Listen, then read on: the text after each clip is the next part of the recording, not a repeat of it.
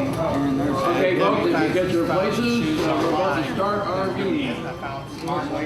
Please get to your marks. On the air, I'm pretty sure. I'm very Klein. Stand by, so you're meeting in 30 seconds, Barry. 30 seconds. 30 seconds, okay. Yes, I know this, but he also gets to stay out of breeze.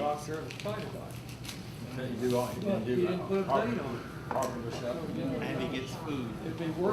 He was actually doing three trimmies. Are you ready, Barry? Are you ready? He does everything. Stand by, Barry. Make sure he has the tools. Good noon. I'm Barry Klein. This is another meeting of the Houston Property Rights Association. We do this almost every week of the year, about 40 times. And we'll have our last meeting this year on the 5th of December, then resume, I think, on the 9th of January. And this is the Houston Property Rights Association. This is being broadcast live, and of course it'll be archived on YouTube, seen around the world in perpetuity. And maybe other places beyond. Who knows how far these electrons reach. In any event, we organized ourselves in 1992 to fight zoning. We've been active on other issues since then. We did manage to stop the plan to bring citywide zoning to Houston, and we've worked on other issues in the years since. And so, only thing we're doing these days is promoting the idea of charter amendments in home rule cities. Texas has 350 home rule cities. The country has 5,400. And this is a way that the local activist, reformer types can actually be effective. We are mostly ineffective. If we elect somebody to office, there are only one on a panel of, 3 or 5 or 7 or 9 or more, and that one person is not enough. And even if they stick to their principles and their pre-election promises, which is rather rare, they're not enough. They're not enough to make a change. But if you write the law yourself or get a few of your neighbors to sign that petition, you can put that on the ballot and make a change rather quickly. And in Texas, we actually have 2 opportunities a year. We have the fall election, but then most cities in Texas have a city election in May. So that's a great opportunity to get signatures. You got the springtime and the fall to do block walking, a great way to actually move the needle politically. Let's talk a bit about how the needle moved last week, or was it just last week, maybe 2 weeks ago with the general election. And of course, in Texas and in other parts of the country, it was a Republican landslide, if not a sweep. And so it's a very sad time for Republicans because I think it's interrupted their soul searching on how they've done so poorly in the recent past and how the demographics are working against them in the future. And I'm afraid they're going to stop looking for ways to do a long-term fix on the problems that that party has. The good news, of course, for the Democrats is that now they can start their soul searching on why they're not doing so well and how they can fix their policies to make themselves more appealing. And of course, the problem for the Democrats is that they generally are perceived as being for high taxes and more regulation. And of course, a lot of the public does not agree with that. Now, one of the handouts I have for you today is one that comes to me from Ohio, a man named Harold Thomas, who's a libertarian activist there. And he has some interesting news about some research done by a couple of Northwestern University professors showing that the ordinary citizen has something like near a zero level of influence on national policy. Near zero. And I think that most of us can say in our own experience that that's what really happens, is that we don't really have any impact on national issues. And I think it's almost as true for state issues. You have to be a billionaire, a centimillionaire, or at least a multimillionaire to have any impact at those levels. But those of us who fall below the multimillionaire level can have an impact at the city level. And that's what we're promoting. Now, I just got word the last few days that among the 4 petition drives that are underway in Texas at this moment to bring elections to amend charters in 4 Texas City, They're getting ready to wrap up on 3 of them. And I expect in a week or two we'll hear about success stories from Arlington, Willis, and Elgin that they will have completed their petition drives. In the first 2 cases, it's to ban red light cameras, which we know are a very dishonest way of collecting money from citizens because of the problems with the short yellow, which tends to maximize unintentional violations. And in the last case, to ban fluoride, I don't know what the status is on that one. I hope to have word within a week. But in any event, this year, 8 petition drives were kicked off in Texas. 2 led to huge successes. And one in San Antonio led to the decision to kill off a boondoggle streetcar project, and another one to stop I think it was a $300 million high-rise being built or planned to be built in Midland. That was killed because of a petition drive. It was never finished, but it did generate enough publicity that the politicians sitting on council today in Midland decided they better kill that project, and they were getting ready to do that when the developer withdrew his request for the city money to help him build that project. So I think this is valuable information. We're all wasting our time to try and change the outcome. Do we have any centimillionaires in the audience? We have none here. So there's no hope there for us. And we got to stick to our knitting at the local level. We can actually knit some reforms. And I think in many cases, the left and right can work together and find things we can fix together in home rule cities. Yes. We heard about these asset forfeiture laws. Here's a good article I just put out about it. Now that's from what newspaper? New York Times. Okay, well, that's fairly trustworthy. They only print the news that's fit to print. So, yeah, that's, hey, how are Sorry you? to be late. Oh, it's okay? We got room for you? I got it.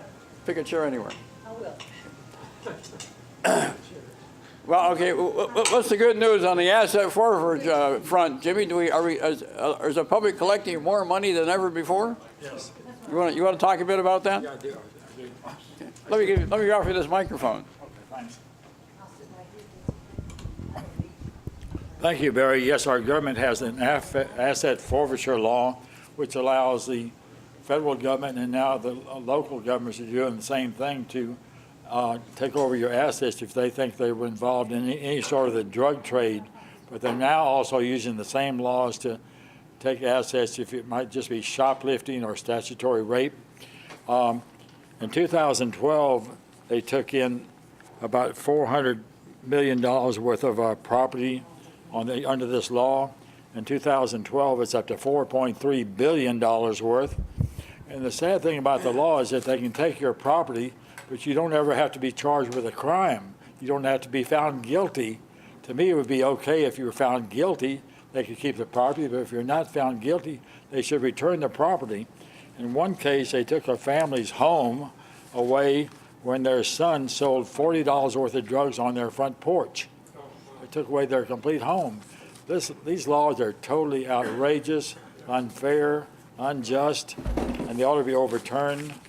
And thankfully, there is an organization called the Institute for Justice, a public interest law firm in Philadelphia that's trying to do something about these laws. But this is something that every police department, they just tell each other how to take away somebody's expensive car and all that. It's totally outrageous. I got a question for you, Jimmy. Now, we all know about citizen arrest. Is it possible that a citizen can make an arrest and then do an asset forfeiture on the cop that you decide is breaking the law?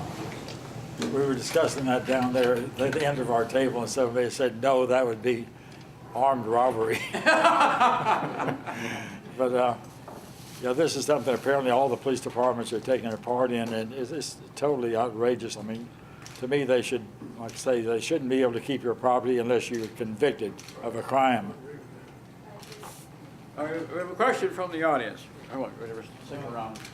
I just have a comment. Just about everybody's sitting down, so I'll go ahead and say it. I agree with you, Jimmy. Yeah, there is that point. I agree with him too. It's for the record. Normally, I don't agree with you, The Jimmy. Institute of Justice has provided attorneys pro bono for many cases. And they have won some big cases on this. Who's that? The Institute of Justice. Oh, yeah, right. Scott Bullock is the name of one of the attorneys which I met down here one time. Really? But they've had a couple of really big wins that they've taken over a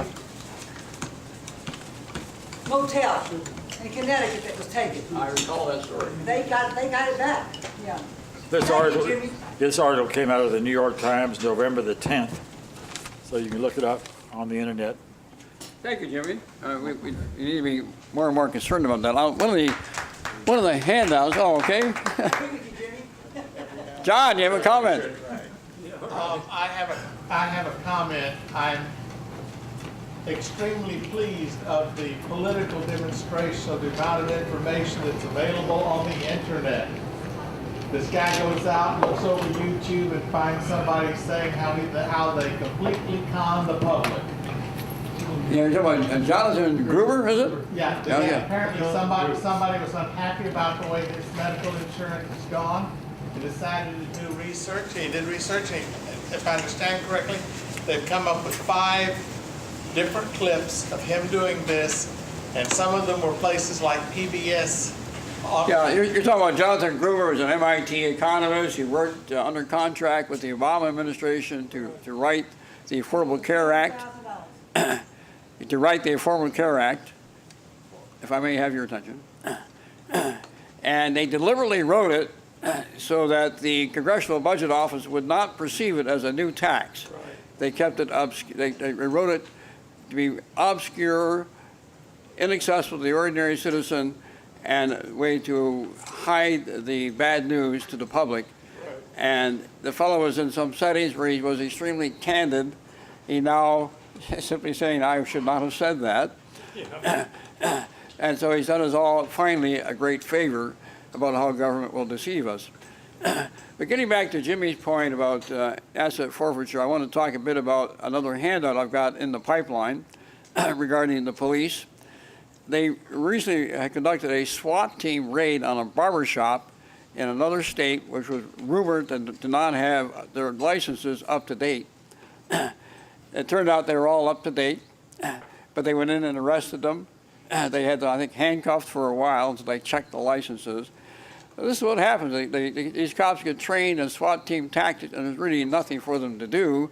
And so they look for ways to use their new training and their new police toys. So there's lots of room for reform. Getting back to the idea of charter amendments, I think we can actually rein in the cops with charter amendments with a little creative writing. We have a hand in the corner.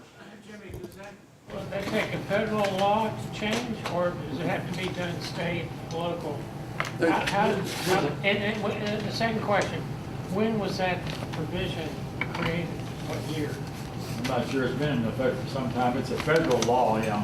As a result of the drug war. I think it's both. The Justice Department enforces a lot of it, and they said they share some of the money with the local departments. Right. Because in some of the local departments, they've used this money to pay for sports tickets, office parties, a home security system, and a $90,000 sports car.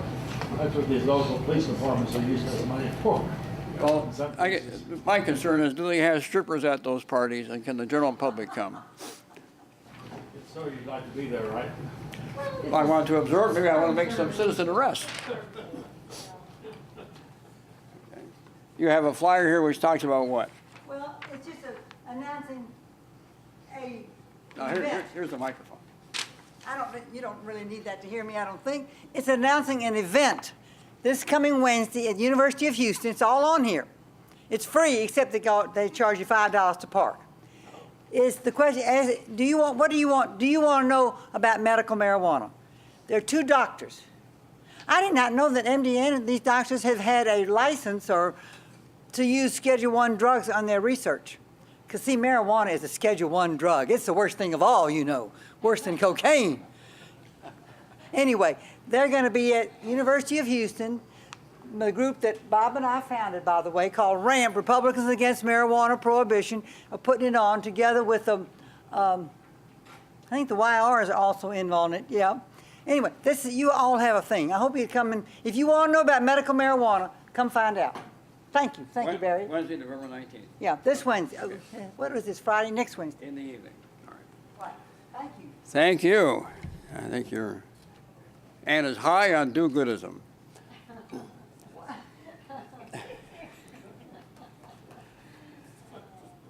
Okay, let's move on to the next handouts.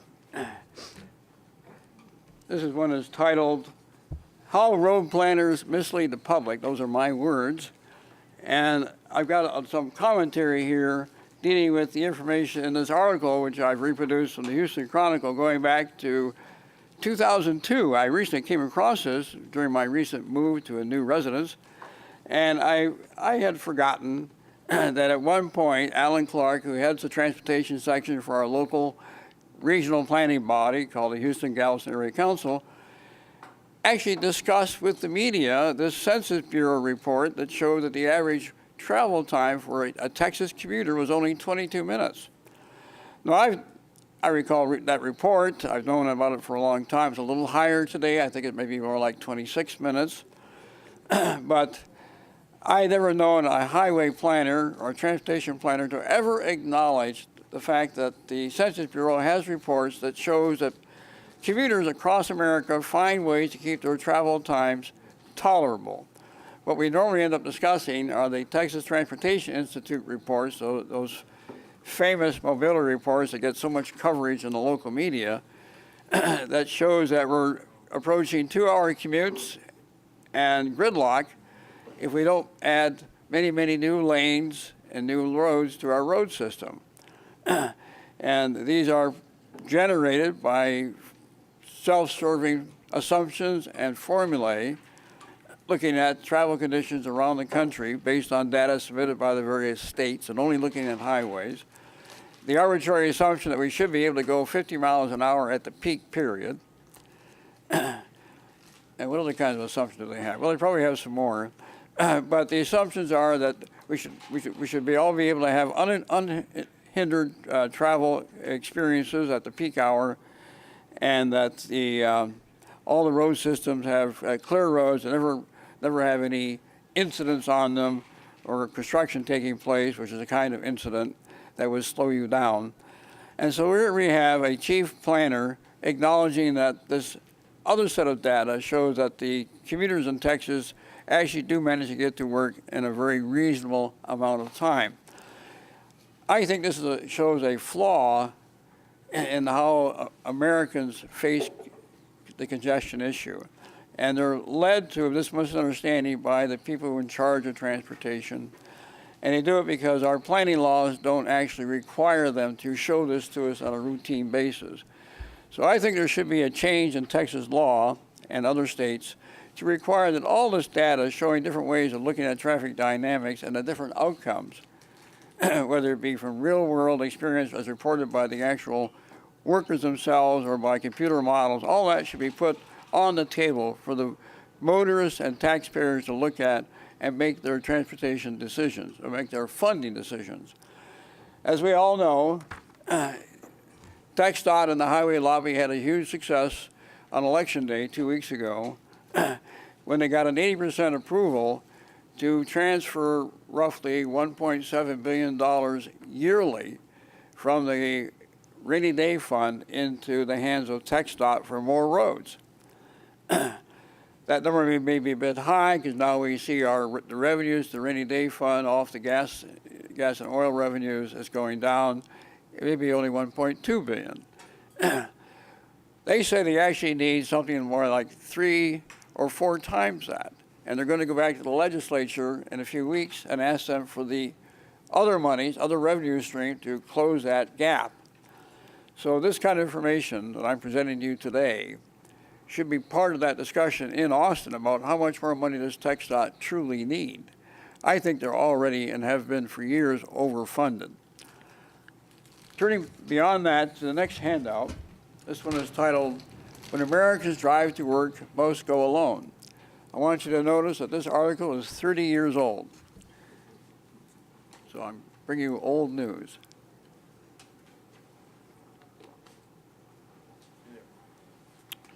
But what you see here is news that's actually very similar to current news. This is what when this was published by the Houston Chronicle 30 years ago, December 1984, I realized for the first time that those two recent elections I had gone through as an activist here in Houston, fighting Metro's heavy rail plan in 1982-83, and then the county's toll road plan, calling for huge investments in new roads, was actually soundly based on real-world data showing that, and as this shows you in the layout, that the travel times for commuters across the country was uniformly under half an hour.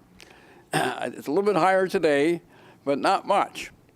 And first, at that point, the average driving time in New York area for people driving alone was 28 minutes. And where do we have Houston here? Let me see if I can find Houston. Where is Houston? At the bottom, okay. Yeah, and our travel time at that time was 26 and a half minutes. It was also interesting that the travel time for a person using public transit was 46 minutes, and that's pretty much the pattern. It takes roughly twice as long to use public transit as to use private transportation. So this pattern we saw was published and recognized 30 years ago is still pretty much the picture today. If you go to the Census Bureau website, you'll find confirmation of what I'm telling you here. There's more information that should be presented to the legislators as they look at TxDOT's appeal for more funds to do more road building. Yes, Jimmy. Situation, my stepson travels in on I-10 some of the time. The center part of I-10 is a toll road. Yeah. He said that's virtually empty, while the other part of the freeway is jam-packed and barely moving. He says they ought to get rid of the toll road part and you have a lot more lanes. If you do that, what you will likely see immediately is that the peak period, which might be 3 hours long, will contract a bit.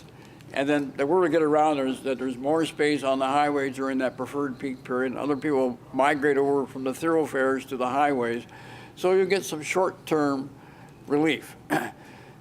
The fact is that those people on that road today, they're part of the Houston region, and their average travel time is, I think, 28 minutes by the recent Census Bureau data. If some of those people are finding this to be an intolerable trip, they will make a change in their life, many of them. They will move closer to the job, or they'll quit that job and find one closer to home. That's typically what happens when they find themselves facing congestion they just cannot tolerate. Now, for many of them, they'll say, this is terrible, but I'm doing this for my children because I got my children in a good school district out of Katy, so I'm prepared to endure this trip, which I hate, because I love my kids. And so it's a trade-off. And eventually those trade-offs may result in some changes in where the person works or where they live. Okay. Oh, Jimmy. Oh, no, I'm sorry. Steve. My head's about to explode because I agree with Jimmy again. The major problems on the tie-ups, the traffic jams, even at rush hour, on the freeways around town, except for accidents and construction, is the lousy way they designed so many of the interchanges. One lane getting off of 59 onto 610 South was ridiculous when it was built. They talk about long-range planning. Right. That ain't it. But even And that, there are even things with the like bad that planning, all over town. So it's the people who want to build more miles of roads caused a lot of this with their lousy planning at the intersections. I agree with you, but I say the public adjusts. And the Federal Highway Administration had on their website a few years ago, it may still be there, a nice little essay explaining what the public really wants is predictability. If they get used to a trip, they accept it, and then something might happen that will slow them down, a vehicle in the lane that stops, maybe road construction that takes it from a 3-lane to a 2-lane. All that can be very, very upsetting to travelers. If you give them predictability, they'll be happy with that trip. Okay. Yes, sir, a comment. I've lived all over the world, and the way I get predictability, say like in Kuala Lumpur, is I go down in those Twin Towers to the train station, and I get on a train that's underground and above ground, and it's not stopped by traffic, it doesn't interfere with traffic, and I know exactly to the minute, almost to the second, what time I'm gonna get to the taxi place to take a 4-minute trip back home. And, you know, and I know exactly how long it's gonna take. Yeah, a train can be perfect for some people. If you have a job in the right place and a home in the right place, you can afford to be in both those places. Well, Singapore also has trains, and, you know, you get very close to where you want to go. Toronto is the same way. And then they have connecting buses or taxis, and it's very convenient. It can be for those cities which are dense enough and Well, they'll run the configured. trains every minute, Huh? every minute. Well, that's expensive to do, but if you have enough They're passengers. full. They're full. But KO is a city very much like Houston. What? It's a very modern What city? Kuala Lumpur. And what's the population density? About the same as here. And- And the size and- is and what's spread it- out everywhere through the Plain Valley. And would you say that the average income is roughly the same? No, it's lower. Right, so they would be fewer people with cars. Well, the thing is, you get out there and take a taxi if it's been raining at all. I've even had a taxi drive around the Twin Towers for an hour, and you say, you know, if you'll get out here, I won't charge you anything. It's that bad. I mean, even a city as modern, just as modern as here, in some ways more so. Is it the same density as Houston? Oh, yeah, yeah. Oh, yeah. I find that hard to believe. Should go see. Now, Houston's density is around 3,000 per square mile. No, Kuala Lumpur is very similar to Houston. Very similar. We're talking the city proper or a region? A region, Okay. yeah. It's a region. It stretches the entire Plain Valley. It's like 50 miles. It'd be the most unusual city in the Far East. Okay, any idea, does that rail system pay for itself, or is it? Oh, so- yeah. Okay. Right. Well, the Houston transit system is losing $1 million a day, Yeah. and they've actually lost ridership since they put in rail. Nobody rides it because it's too slow. No, it's because it's less convenient, because when you, Because it is too slow. because, well, it is slow, but it's also less pleasant, because now they've forced them into additional transfers. When you put it in rail, then you have to make the bus system a feeder to the rail stations. Well, I That's have what- friends with Mercedes-Benz that will get on that transit system in Mexico City because of the horrendous traffic they have there, you know. And, You say that they do or they do not use the transit in Mexico City? huh? They do or do not use? They do. They do, okay. Yeah, because the traffic is so horrible, if they need to get somewhere and they need to have an idea when they're gonna get there, they'll get on that That train. proves your point about the public adjusting. Well, they find an option which is better than using the car, Yeah, yeah. it is, and they could put trains down the middle of I-10 and all these other freeways, instead of having these HOV lanes, they just put some real trains, not these little choo-choos they have going up and down Main Street. I guess you're prepared to pay your full share when you take that trip? Oh, my God, I spend $500 a month on gasoline. Well, I understand that Metro's only covering about 18 to 20% of their cost from the rider, that's a fare box. If they had So, a real system, people would use it. okay, all right. But we gotta agree with him on that, they don't have a real system. They don't. This is a joke. But you're confident the Houston public would pay the full share? Now, we have a 15,000 mile road system, Right. and Look, Metro has maybe 100 miles of rail in mind. So how many miles of rail would Metro Look at this need to meet your standard? If people are taking an hour to get to work, Well, they're not. well, okay. They're taking but- 28 minutes. All right, well, some of them are taking 2 hours. That's an average. But the thing is that how much money are you spending for the gasoline in that car to get to work and back? See, that's $8 or $10 at least. And the ticket would only be Louis. $1 or $2. Well, two things. One is cars provide privacy and comfort that you don't get with mass transportation. And secondly, trains don't take you where you want to go. They're fixed, not like buses where they can be altered in their routes. So, you know, I think Well, yeah, look- the car is a 20th century improvement over 19th century rail technology. and in every way, except that we are increasing our density and population of high rises here in Houston, and the higher the density, the slower the traffic, the more people are piling onto the roads. Kirby Drive now is becoming one parking lot sometimes a day. Well, there is. In London, you can get anywhere you want to go, you don't need a car, and that's for the greater London area. He's right there. Well, why don't you come back next month with an estimate on what it would cost to put in the miles of rail and what you think they would have to charge to pay for that. But Lewis is right. The car gives you 24-hour service door to door and storage space for people or packages. And the transit doesn't really compete with that. Okay, let's move on. We have A.C. Conrad here. A.C. will be joined by his spouse, who I believe is on her way.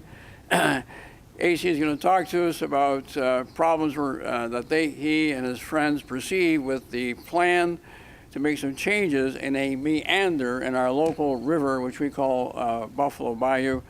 A.C. has a doctorate in physics, I believe. And your wife, Olive, what is her doctorate in? Creative writing. Creative writing, okay. Well, I know both AC and Olive have been active on environmental issues, both in Houston and in West Texas. And we're going to hear from AC initially on what's wrong with the county's project. I give you AC Conrad.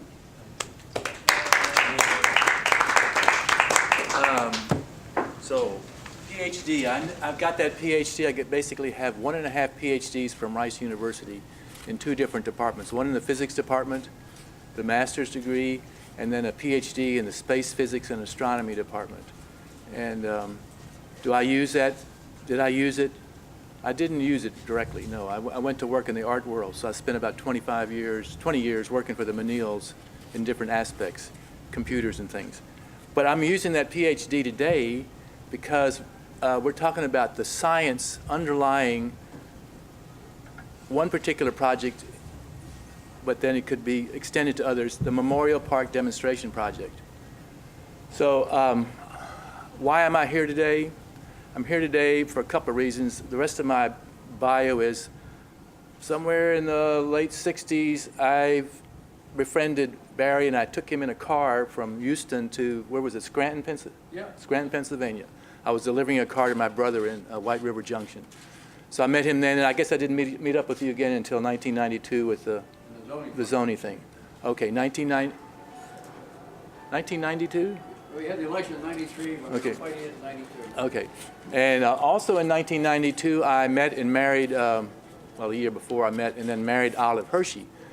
So that's another reason I'm here today, because the Hershey name, her father Jake, her stepmother Terry Hershey, is a big deal in the Bayou. Now, I didn't get to Houston until 1966. So all the stuff that they did was, I think, before that time. So there was Congressman George H.W. Bush, George Mitchell, Frank Smith, and others that I don't only know Frank.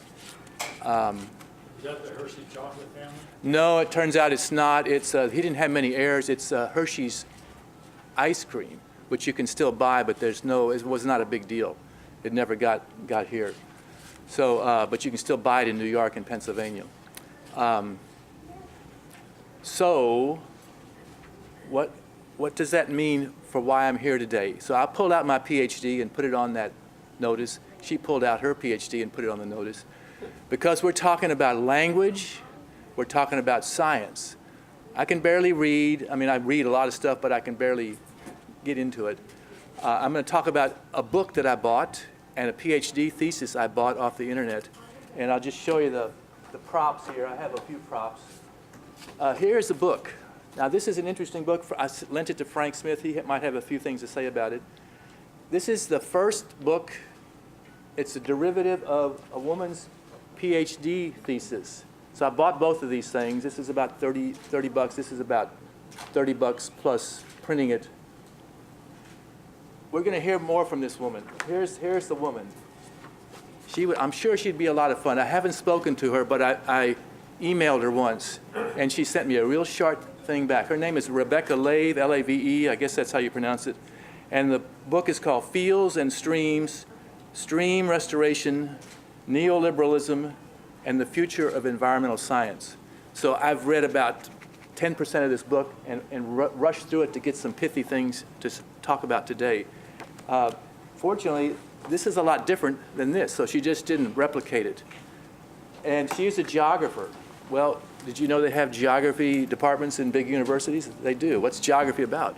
Well, it's about oil and gas, where is it? Politics, where is it? Water, where is it? I think that's one thing I hear sometimes on television. Kids don't know about geography. Okay, I know where Kuala Lumpur is because I have a friend that I'm working with over the phone, and so I roughly know where it is. It's 13 hours away from me in time.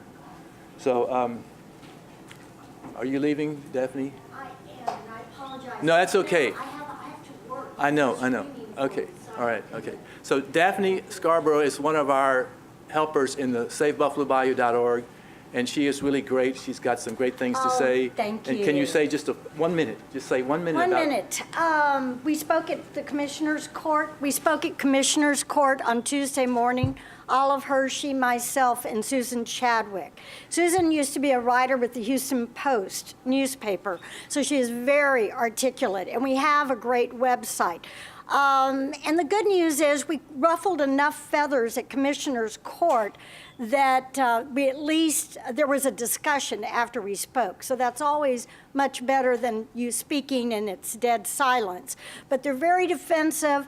To quote Commissioner Steve Raddick, of which part of the bayou is in his territory, it's just going to become a big drainage ditch. So the interesting part is that we just paddled on the bayou 2 weeks ago. I wanted to see, and I was fortunate enough to be included. And actually, this bayou doesn't look any different from 10 years ago or 20 years ago. The erosion occurs on River Oaks Country Club's property where they have stripped it naked.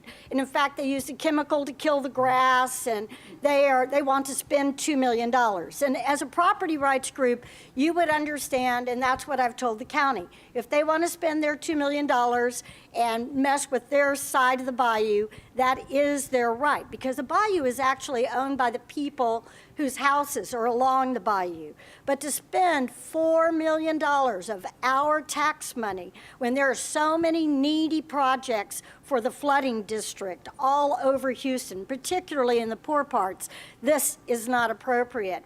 Art Story, who I like very much, and he usually is very practical, is very defensive of this project. And when I talked about all of the big trees down there, they plan to strip it all. And it's very illogical to me to talk about cutting down live trees and then to go back and put in horizontally dead trees. And then you're going to put coconut netting over them, and then you're going to plant some little grasses.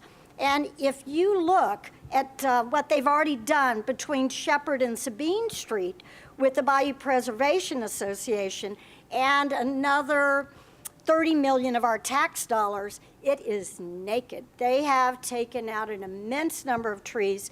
And so rather than having brush to help hold soil along the water's edge, it is just bare grass and dirt. And of course, with every big rain, it takes away more. So it's a bad project. It is an unnatural project. I've just recently found that the professionals that have been hired to do this new program for Memorial Park, which is a whole nother discussion, we're not allowed to touch the bayou. And they have told me that they agree with our side, that what is planned for the bayou is not a riparian forest and should not be happening. But they are not being allowed to intercede on any of that. So I'm going to turn it back to, and Olive's here, so she can help. Thank you. Thank you. Question? Oh, that's right. Yes, let's get the name tag off. We might do that. Hi, everybody. There's no PA, you just talk like this. Thank you for coming out, and it's really chilly and good for you. You did come, and we were on the Bayou yesterday morning, can you believe? And something really struck me about being on the Bayou in Memorial Park. It is a wilderness. It is the tiniest little bit of wilderness that we have left in Houston. And Memorial Park is huge. It is very natural in some places, but especially along that bayou. There are big trees, there are lots of bushes, there are probably a lot of animals there, you know. I never got it about the bayou growing up because I didn't live near it. My stepmother and father lived very close to it, lived on a tributary of the bayou, and my stepmother and father fought hard for many, many years to keep the bayou natural. And my stepmother even went, have you already heard this story? Went to Congress with George Mitchell and some other people and appealed to George Bush, who was the representative, not to send federal money and the Army Corps of Engineers to concrete the bayou like all the other bayous. Now, all of us appreciate that, but I mean, I really didn't get it until I moved back to Houston from Austin, where I had enjoyed many years of living along those trails that run along Town Lake and that are also fairly natural and beautiful. And I could take my dogs, and they could just run into the thickets and chase rabbits and have a great time. So I came to Houston, which is much more of a concrete city than Austin, and I was thinking, I was somewhat crestfallen to find not so many bushes and not so much nature. But right along the bayou between Sabine and Shepherd, I was able to walk my dogs. And they were able to be off leash. Think of that. And there weren't many people down there. There were just a few fishermen that might be fishing in the bayou. There were just a few joggers, not too many, a few bikers, not too many of those. And so it was pretty safe for me and about 3 generations of my dogs to wander around and enjoy nature and enjoy the birds and enjoy the rabbits. Then about, well, really 5 years ago, I began noticing that so much more of the vegetation was disappearing. And so I called my stepmother and said, hey, what's going on the bayou? And she said, oh, there's a group, and they've raised some money, and they're improving the bayou. So I didn't think too much about that. And I know that one person's beautiful vista is another person's, you know, thicket that's messy and ought to be cleaned up. This is a kind of an aesthetic argument that has gone on ever since there were people talking about trees and rivers. But she liked things natural, my stepmother did, and so did I, just kind of, maybe it was the genetic gene pool from my father because he liked wilderness. And anyway, I was really distressed as the years went on and we got less and less trees and more concrete on Sabine to Shepherd. And we got now enormous re-engineering of it in that stretch. Now, the Memorial Park demonstration project proposes itself as, you know, almost 1.5 miles of waterway that was pretty pristine. I mean, it's not old growth forest. I'm not claiming that for it, but it is a mature forest, and it is home to many animals. It's home to herons, it's home to egrets, it's home to rabbits, and lots of songbirds.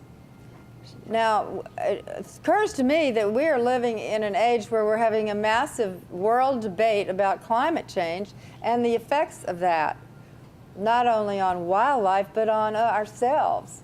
And I think we all know that a forest is productive of oxygen, and I think we all know that we need more of it. So to cut down a forest alongside a river sounds crazy. To cut down a forest anywhere, to me, sounds crazy. But really, what holds the banks of the river, the bayou, in place? It's vegetation, it's roots.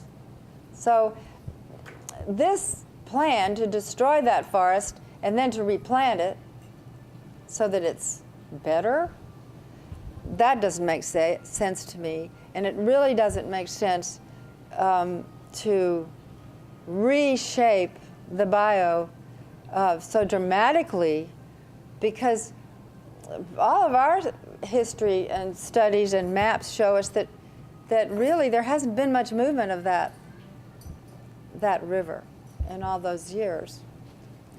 So that's sort of the short version of why it doesn't make sense to me.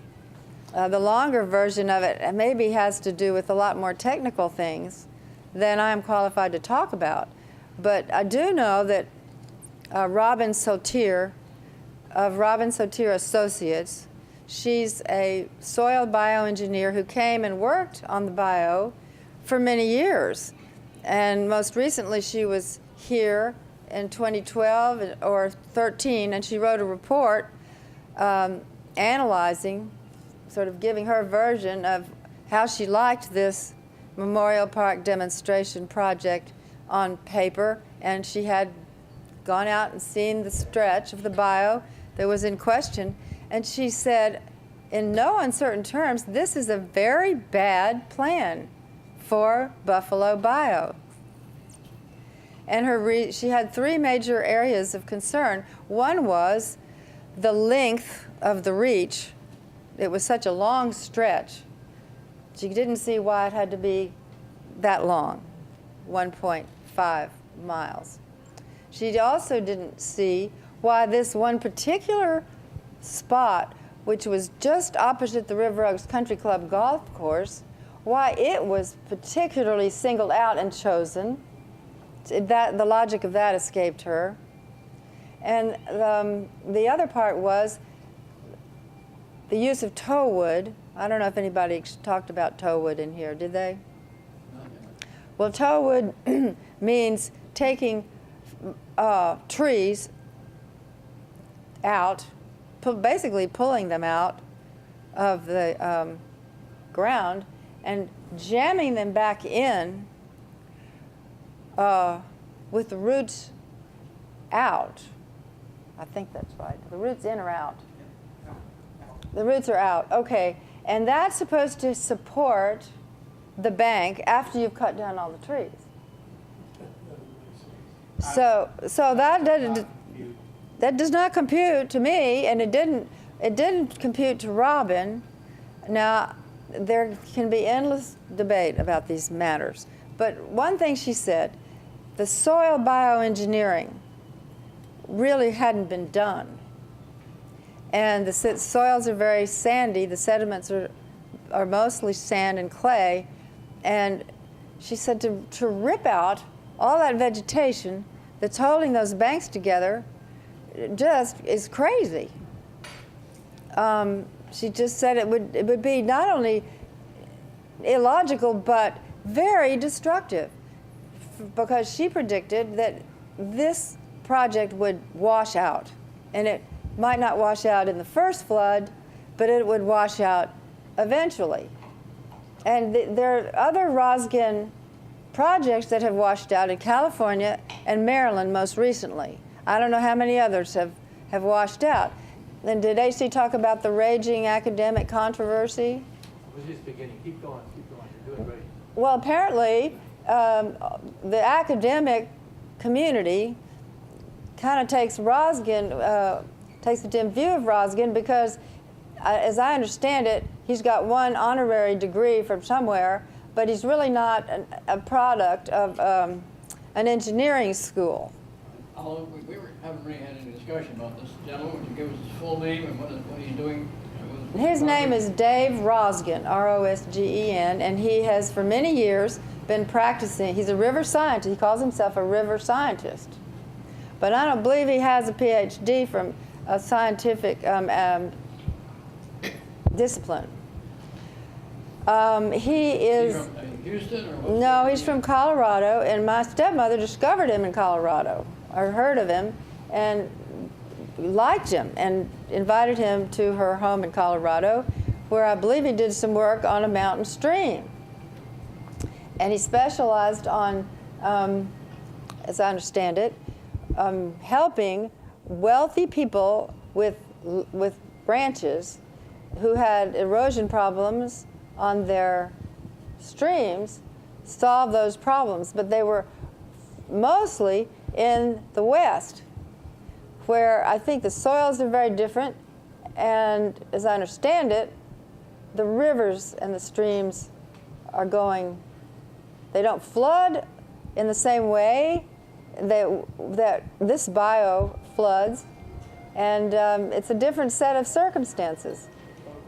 So I'm thinking, well, it's very interesting to find out that agencies of the government, state and federal, all over this country, require the Roskin method. He has become very popular. He's ubiquitous. His name is everywhere. And it's really interesting to watch the clash of the academics and the cowboy, because he always shows up in a black cowboy hat with a big belt buckle and boots, and talks about his quarter horses a lot. And he does workshops that I think you can do a 1-week workshop with him. Did you have a comment? It was my understanding that he has a PhD from some college in England, but yet there's been no way to pick up the record of any of that. Is that right, AC? It's basically, European PhDs, I think, are different. You can say, I've studied, I've read, and you take this test when you sit with somebody, and he went to another hydrologist, a fluvial geomorphologist, rivers moving around. He can say it. And so if you looked on the web for a PhD for anybody that has one in here, you would get a hit, you would pay some money, and you could get the microfilm version of it. Today it's a PDF. That's how I got Rebecca Lave's thing. But when you look up Dave Roskin, you don't see much about him. In fact, mostly what you see is Rebecca Lave. Rebecca Lave has made her career and started her career as an associate professor now in India, I think Indiana somewhere. I'll get that for sure. About talking about the process, not the physical process, but the process of how he became the go-to guy, because he said, I will do this for you, I will meet with you, I will tell you what to do, and I'm not going to berate you, and I'm not going to befuddle you with all kinds of science. Just do what I say, because I've done this for 20 years. And so, guess what? If you're maybe a regional flood control guy or a city flood control guy, whoa, I don't want this PhD stuff. I don't want books that have 20 footnotes per page. Just tell me what I got to do. So he has this recipe book that you go through. You take these week courses. They're about $2,000 a piece, and it's a little bit like some of these cults. You take 1 and 2 and 3 and 4 and 5. So by the time you get to 5, you maybe have spent $20,000, and you are one. You are me now. You know what I do. And I just cut to the chase on his product. His product is a name, a knowledge, how to apply the name, how to sell the name. He's been adopted by the Forest Service. He's been adopted by the U.S. Corps of Engineers. He is the guy that you go to because he's done it. And so you bring me a product application for a permit. If it's got Roskin's name on it, okay, I understand that. Well, now look at it. Did you do a good job? If you did, then you can go do the work. And Somebody has, Frank Harmon has. I wouldn't trust that guy. He knows rocks and rapids in Colorado. A little slow-flowing, muddy, meandering bayou that's a totally different paradigm, Right. different concept, different in every way. It would take a total different way of thinking. right. So you're right. This is from Levy's book, Rebecca's book. It shows where it's not a very clear thing. It's a black and white book and a black and white copy. But if you look at the places where he has been adopted wholeheartedly, is Montana, Idaho, Wyoming, Colorado, and New Mexico. So what do those places, what do those states have in common? Rocks and rapids. Snow,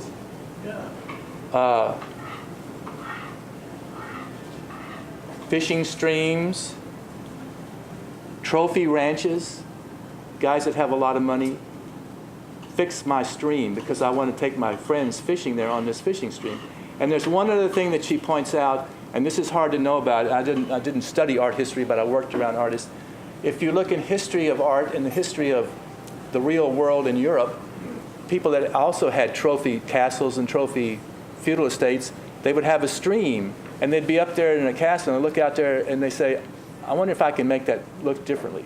And so there's this concept of making it look like a meandering stream that they can look at rather than straight.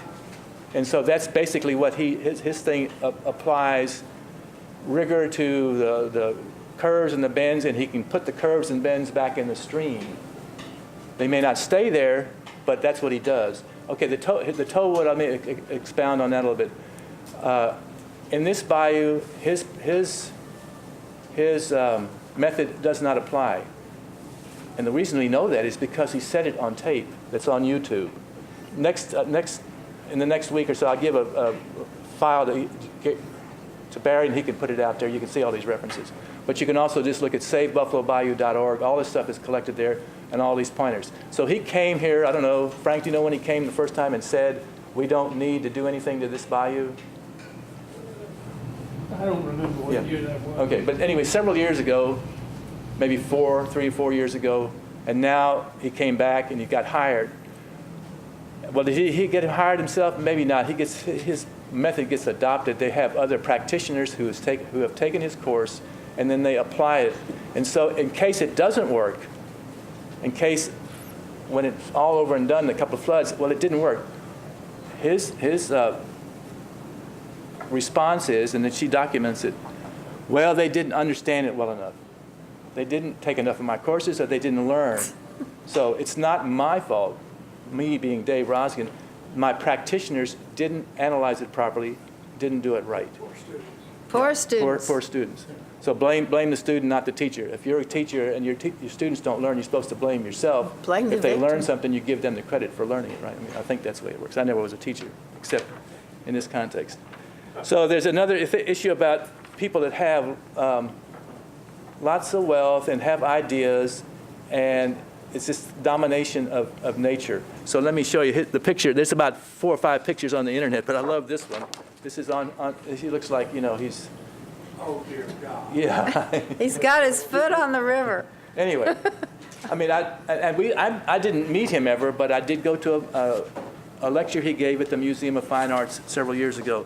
I need to tell you something else about my my biography or resume. I grew up in San Antonio, and I went to all Catholic schools, and I went to little Catholic schools on the south side. I grew up on the south side of San Antonio, which most people don't pay attention to, never knew. It would be like the east side of Houston. But it had the San Antonio River running through it. From, say, the Alamo down to the airport, the southern airport, Stinson Field, there was a real river there. It was the San Antonio River, and it was a little bitty river. And it flooded. And when I was in the, let's see, I went to school, I guess, when I was 6 years old. So I spent 4 or 5 years at that school. I couldn't stay there as an older boy.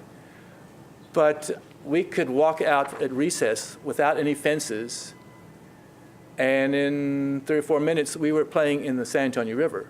Well, that won't happen today anymore, and there are fences there now. But in those days, you couldn't tell whose property it was. It was the Catholic Church, it was the Catholic school, it was the city of San Antonio's river thing. But the point is, I saw, starting in the 3rd or 4th grade, they removed that river. And they removed that river so it wouldn't flood. And how did they remove the river? Roughly what they want to do here, they had these big machines running for months and months and months, picking up the river and putting it someplace else. And so now, that river that could have been 50 to 100 feet wide in places is now close to 500 or 600 feet wide. It's a big bowl. There's a little bitty rip-wrapped channel in the middle. And so that happened in, I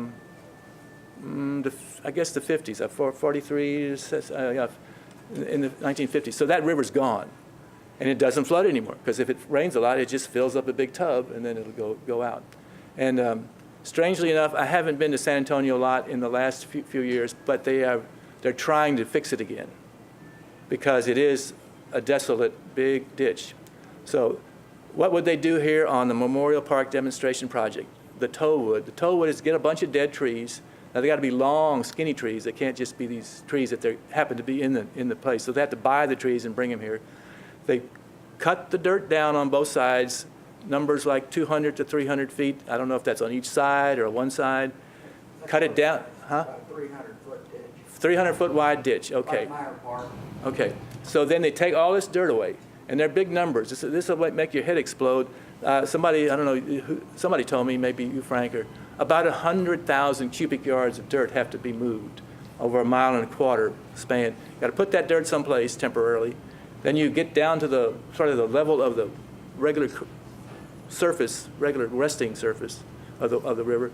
Lay the trees down with the root balls sticking into the river, then come back and cover up the trees again and make this bowl. So what they don't want, and if you look at the reaches, Shepherd to Sabine, Sabine to downtown, we don't want cliffs anymore. We don't want bluffs. Bad, dangerous. So they lay them back, and then you get a big bowl, and then you get a retention pond or a detention pond. And all these guys need is a few hours, maybe 6 hours, 8 hours, to hold that water so it doesn't flood downtown Houston. HC, can I ask you a question? Yeah. What is your understanding? You know, there are a lot of big meanders. They're really steep meanders. Did you bring a map? No, I didn't bring the map. Okay. Go to Harris County Flood Control District website, and they have maps. They have one really good one that shows 3 or 4 very steep meanders. When I mean steep, I mean if the river goes whoop, whoop, like that. We have them on our website. Yeah, on SaveBuffaloBayou.org. That map is there. And it shows where the cut is and where the fill is. It's just a humongous amount of cut and fill. So much sediment will be disturbed in that process that the water quality will just tank. It will be horrible. It will be so full of sediment that the E. coli will thrive. You know, it likes sediment, it likes murky water. And that's one of the reasons for improving, restoring the Bayou, according to the planners. Well, shoot, they're just going to make things so much worse as a result of these enormous machines that are going to go right along the bottom of the Bayou. All that E. coli is really coming from sewage treatment plants. Well, Yeah. now, you mean now? Point sources, Yeah, yeah. today. Point Point sources. source pollution. Yeah. Can you tell us something about the political alignment on this? I know some groups locally are in favor of this project. Can you tell us who's in favor and who's fighting it? You tell them. No, you You tell tell them. 'em. Well, no, your name is Hershey. Okay.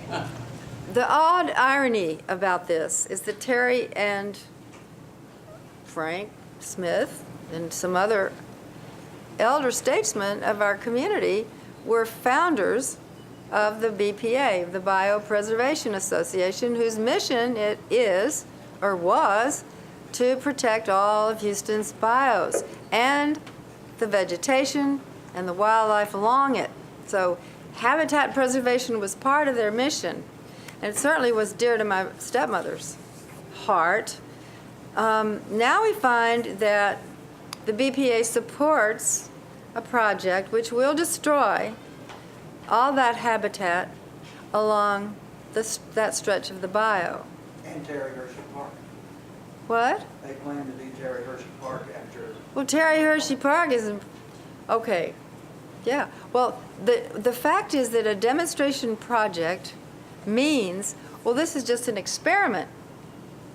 And if they're happy with it, if Houston is happy with it, with its bare banks, with no vegetation, and lots of silting going on and lots of slumping on the banks, and maybe banks collapse because there are no trees holding it. Well, if Houston likes that, we'll just continue on up the Bayou, all the way through Briar Forest, you know, all the way up to the dams. Now, the really bad little secret that nobody's talking about very much is that the dams themselves are leaking. Not exactly right. Let me- Well, wait a minute, there's seepage going on, and it's not very strong. And Jim Blackburn had a federal lawsuit to try to stop the development or slow it down or change it that's going on the Katy Prairie, because all of that huge amount of pavement produces a huge amount of runoff. None of that water can get absorbed by the earth, and it all has to go somewhere, and it all goes into Buffalo Bayou, or into the reservoirs, and then into Buffalo Bayou. Well, the reservoirs aren't holding. You were about to get to the political alignment. Okay, the political alignment is really clear. It's really clear.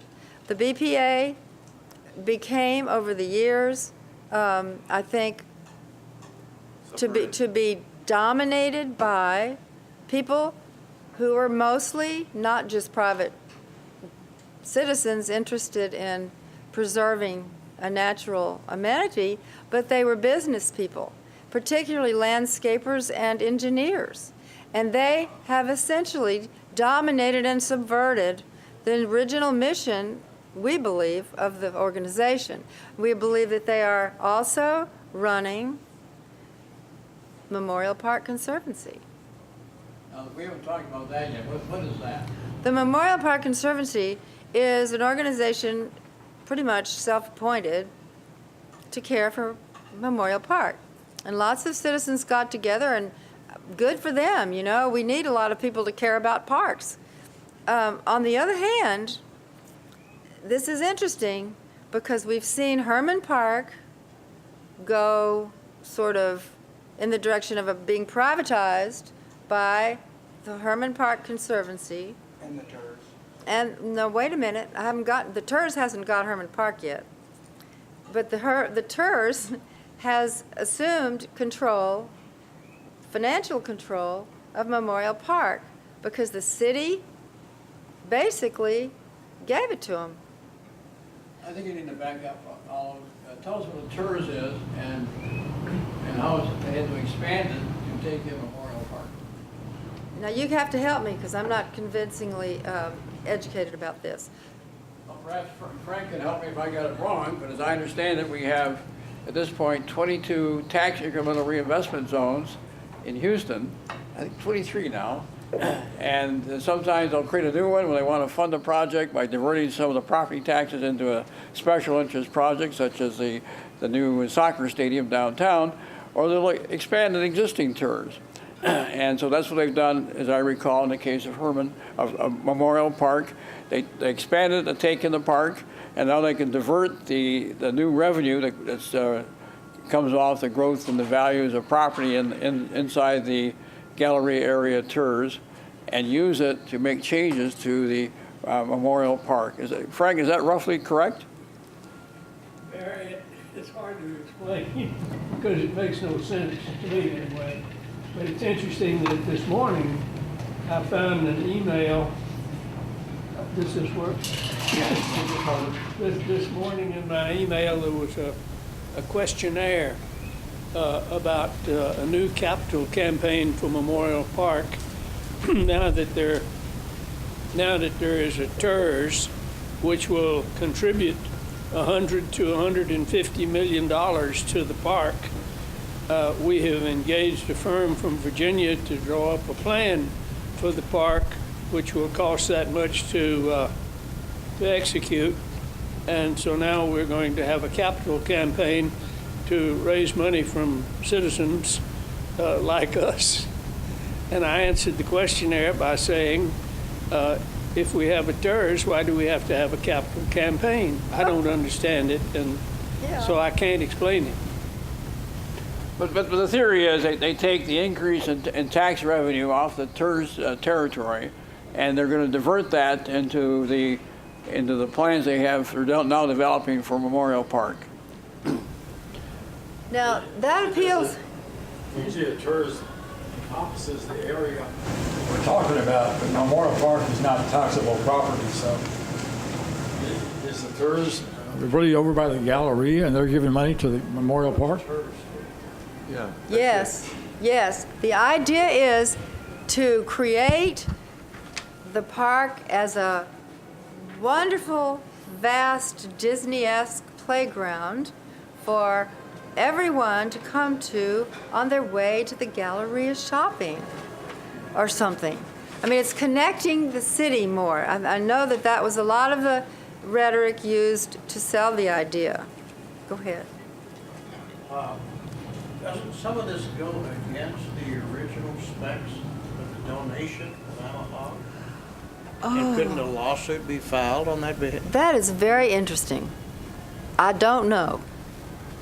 Imahog, of course, has her property on the south side of Buffalo Bayou. The Memorial Park was created about 1923 because of a woman who was an activist in the West End area along Washington Avenue. And it was a decision made by City Council. I think actually the Hogg brothers donated that land. They owned the land on the south side of the bayou. They donated the land on the north side to the city, which was being pressured by this woman who wanted to create a park to honor the veterans of World War I. And the Hogg brothers, who were developing River Oaks on the south side, saw this as a way to protect the beauty of the bayou by making sure that became public land and would not be developed for any kind of purpose. I think that's the correct history. But you have a book here with you. Well, what to talk about? Well, no, okay, I had some props. I actually came to your. Let me diverge here a little bit. I haven't read this book. Like I say, I haven't read any of these books. I'm trying to read them as fast as I can, but I just need to get stuff out of them. But y'all know Louis Albach. I knew him from Rice for some reason a long time ago. This book happens to be about 740 pages long, and I don't know, the There's a book lot in it. costs, I don't know, probably $30 or $40. There's another document out there on the internet. It's about 700 to 800 pages. It changes. Sometimes it's one, sometimes it's the other. And it's costs somewhere between $750,000 and $1 million. Okay. What does? That document, but you can have it for free. But that book by Lewis takes you down the bayou from the very westerly part where it starts down to the ship channel and beyond. Yeah. So it takes you plot by plot, Yeah. owner by owner, through the whole history of Buffalo Bayou. Wow. And I know Lewis, and Lewis is a good historian, and it's correct. Now, this other document that's 700 and something pages long was written by a bunch of guys with computers and cut and paste. And no, that's not it. I don't have that book, and I haven't read that book. It's mostly white pages, lots of pictures, lots of great pictures. And it was composed by the Harris County Flood Control District, and it is the Memorial Park Demonstration Project. And it was supposed to cost $750,000 allocated to it. Some people think it's over budget. Well, the Harris County Flood Control District was going to put in $2 million. City of Houston was going to put in $2 million. River Oaks is going to put in $2 million. That's $6 million. So the document is not exactly right, but it's what they sent to the U.S. Army Corps of Engineers last year, let's say a year ago today. And they were this is the kind of thing about the politics and the alignment. Okay, there's something called a nationwide permit. So if you have a piece of property on a river or something like that, and you just want to fix it, and you want to spend your own money, and the government's somewhat involved, you can say, well, this is just a real simple thing. I'm just going to have some bulldozers for a week or so and some stuff. I'd like to get a nationwide permit in order to do that. And they say, okay, fill in this thing here, and then you stamp it, you got the permit. Well, they tried to do that. The Harris County Flood Control District tried to do that last year. And they got caught by us, or a lot of people caught them and said, no, you have to have a real permit, real specific permit for this project. And we've cost them, I think, a year and some more, tens of thousands of dollars, because in response to this bad document they put to the U.S. Army Corps of Engineers, they had to tune it up and answer a bunch of questions. There were thousands of comments made, certainly hundreds, by people, either both interested amateurs, interested professionals, et cetera. And so then on top of that 700 or 800 page document, there's another 270 pages of response to these comments. So now we're close to 1,100, 1,200 pages, and fortunately they still don't have the permit. So we think that permit could happen. If they get the permit, they get to do the job. But it's still flawed because it's based on, again, this thing from Dave Rosgen. That's what the Barry's title said. Let me jump in there real quick. Dave Rosgen's thing is used by people that want to get past. So I use his process, I use his trademark.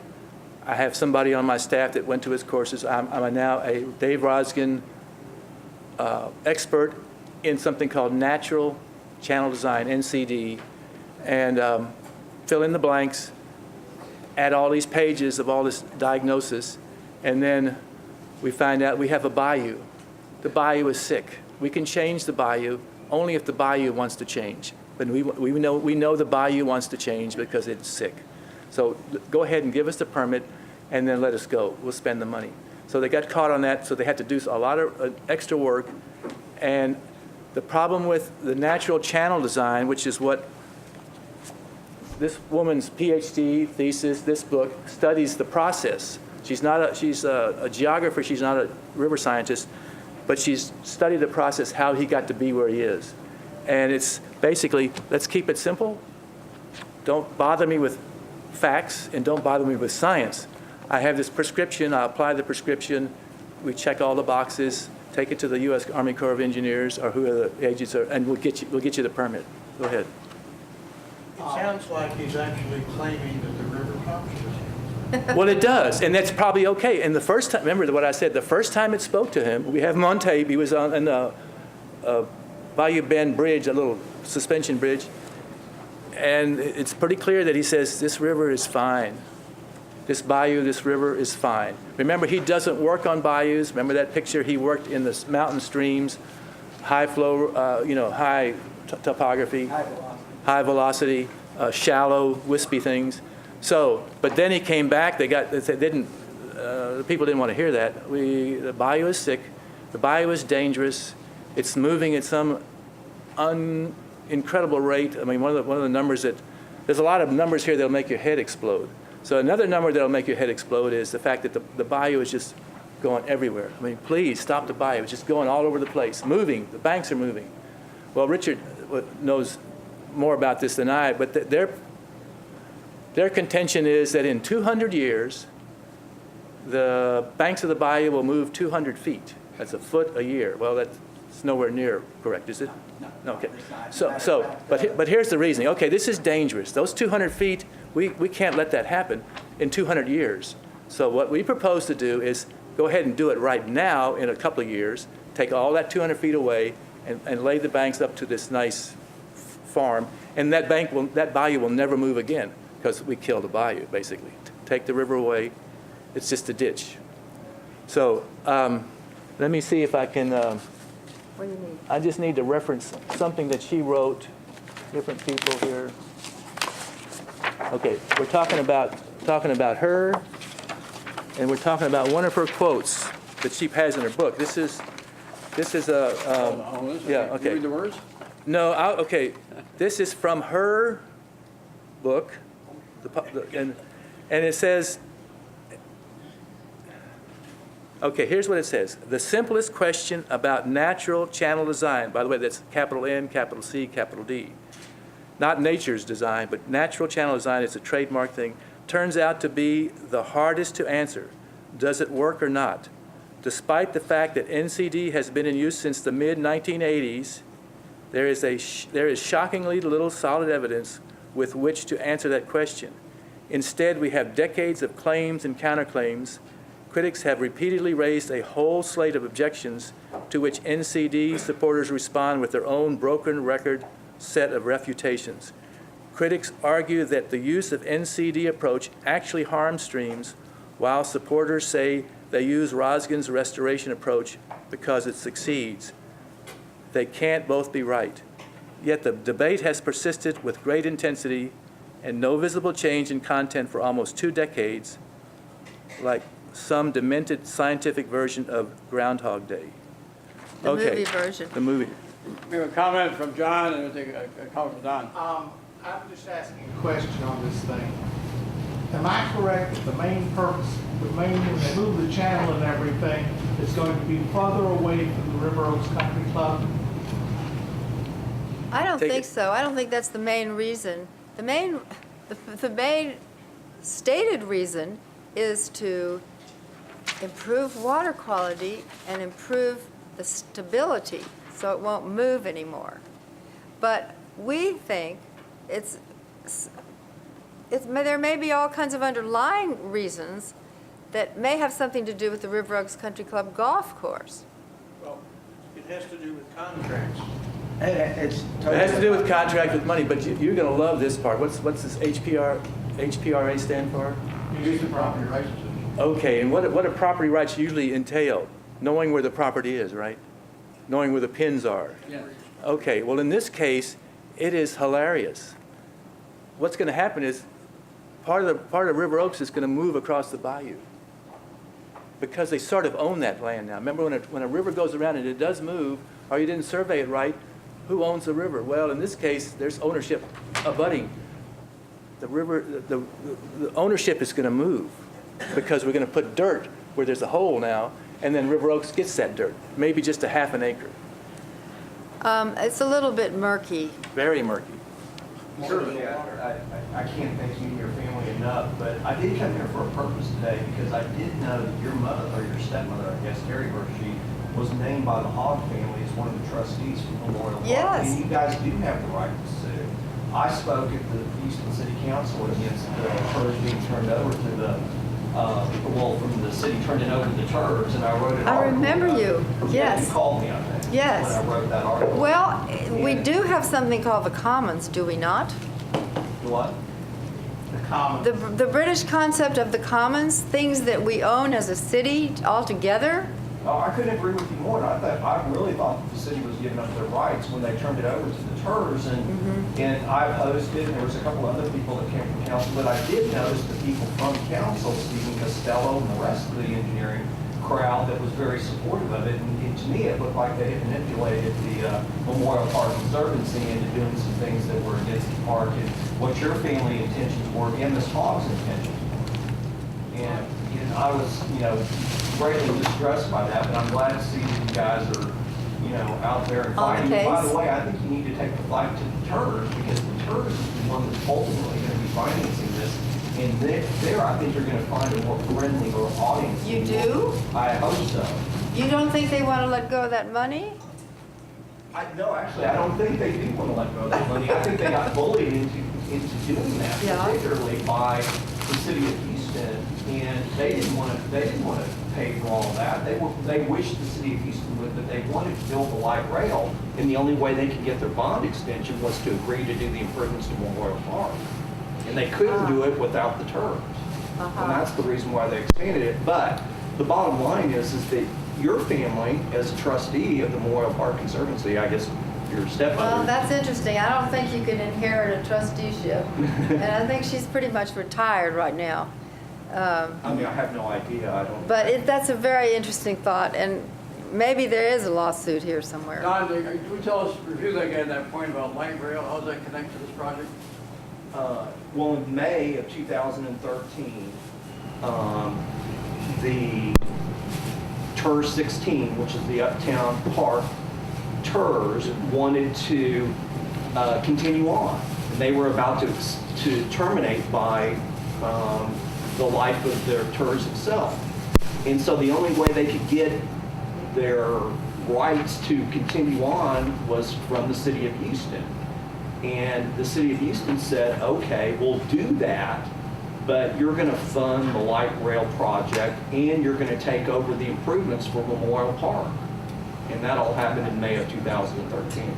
Thanks, I had forgotten that. Okay, I think we're Running out of time. running out of town, and this won't make any sense to the replay of this, but next Friday, 1 week from today, at St. Teresa's Memorial Park Catholic Church at 6:30 to 8:30, we have another person who is a famous river scientist who's on the side of the proponents that refute and question Dave Rosgen's approach. He's going to give a talk that night, open to everybody.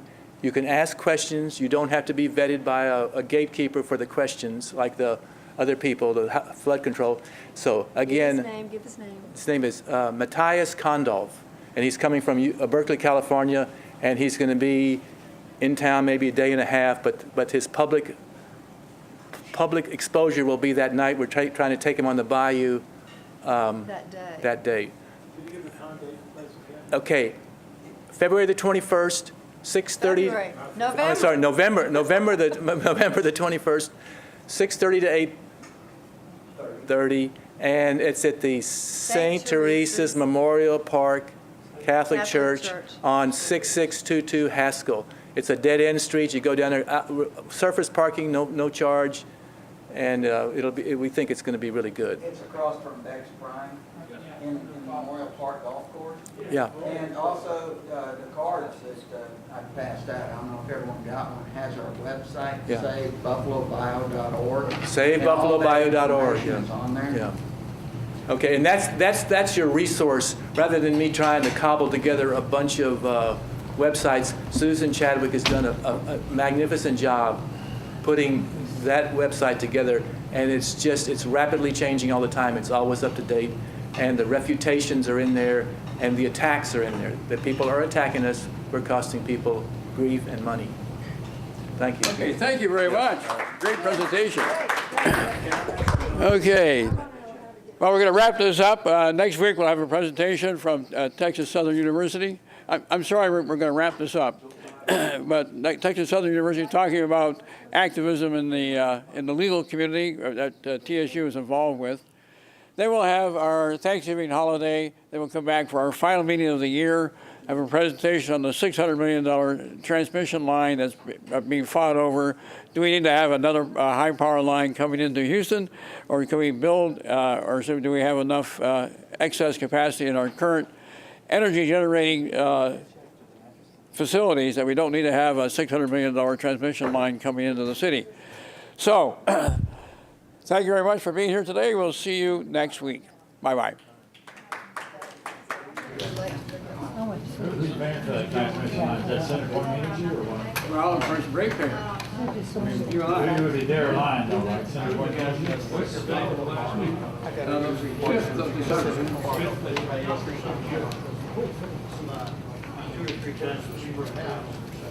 Well, they were absolutely inspired operation.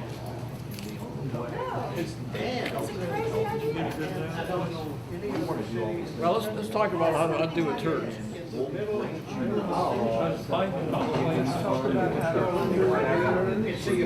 think the way to do it is amend the city charter that would stop any new ones and to lay in place a procedure to get rid of the ones we have.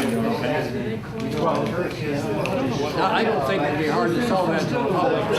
The hard thing is to get the signatures. That's getting 20,000 ballots. But it's doable. Repeal of marijuana prohibition law is not going.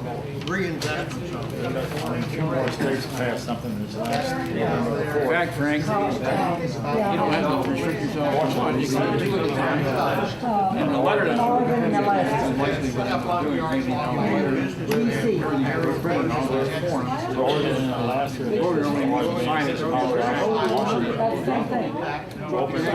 You drew in the letter, people that went out.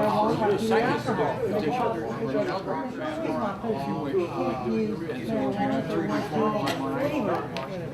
Emily, I gotta try to make your thing. I've got a conflict, but I'm gonna try to be there that evening.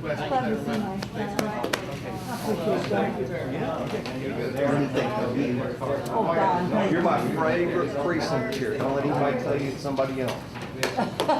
Don't you dare let anybody tell you it's somebody else. But I just want to be your favorite something. I don't care what, I don't care what it is. Screaming, you are. Exactly. I'm not your favorite enemy. I will never be that. They say marijuana causes, some paranoia, among young people. It affects their brains. Young people have because it is prohibited and it's on every high school campus. There was somebody from that came and there was some vote that was